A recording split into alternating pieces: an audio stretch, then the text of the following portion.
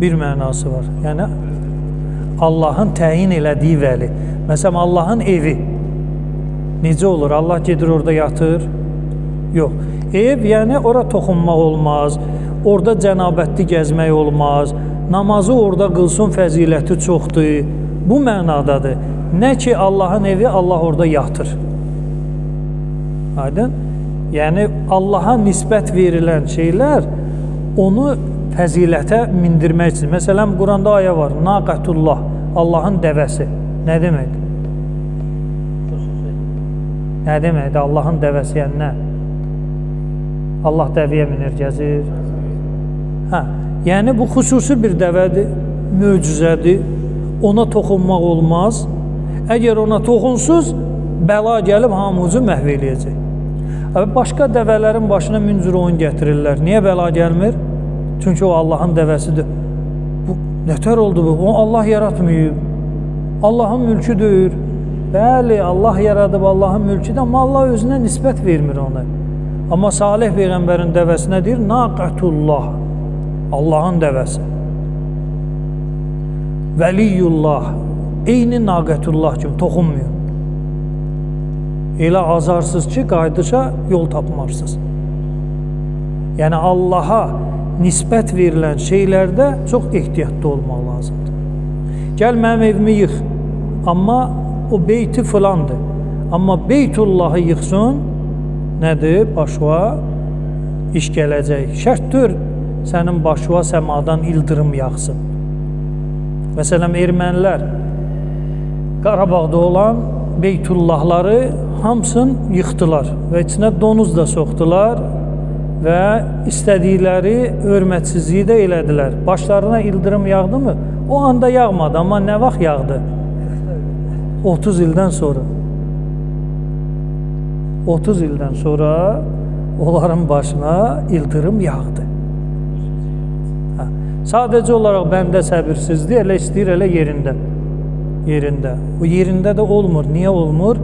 Çünki əgər şəxs elədiyi günaha görə dərhal cəzalansa, həyat həmən gün bitəcək.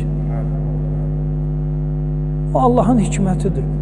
Məsələn, bir nəfər var, bunu bilmirəm, demişəm ya, yox. Mənə şikayət elədi ki, Allahı qəbul eləmirdi adam. Deyir, Allah varsa, mənim həyətimdən nara uğurlayıblar. Onların əlin niyə qurutmayıb nara yapışanda? Varsa, mənim halal malımı uğurlayırlar, Allah onu qurutmur orada.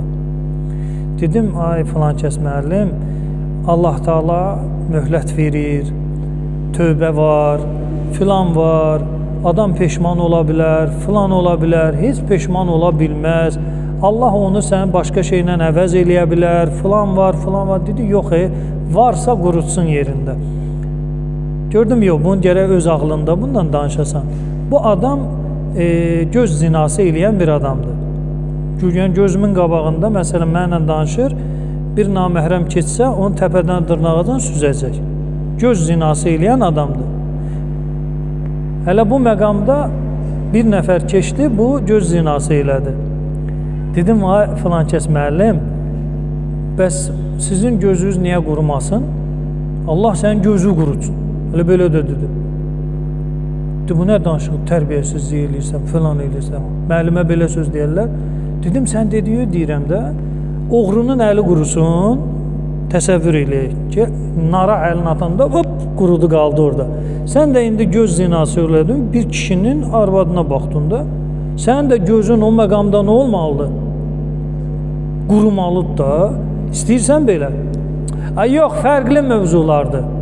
Dedim, günahdır da, nar da oğurluqdur, günahdır, göz zinası da oğurluqdur, günahdır. Allah bizə rəhm eləyir, hər günahımıza görə bizi cəzalandırmır. Onun üçün belə şükür eləmək lazımdır.